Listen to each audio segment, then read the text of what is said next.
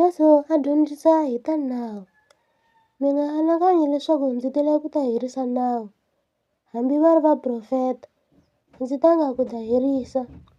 Ndzi tile ku ta hetisisa. Ndzi tiyisile ndzi ri eka n'wina, tilo ni misava swi nga si nyamalala, xikwana kumbe xirhatana, hambi xi ri xin'we, xi nga ka xi nga susiwi enawini, ku kondza loko swilo hinkwaswo swi ta va swi hetisekile.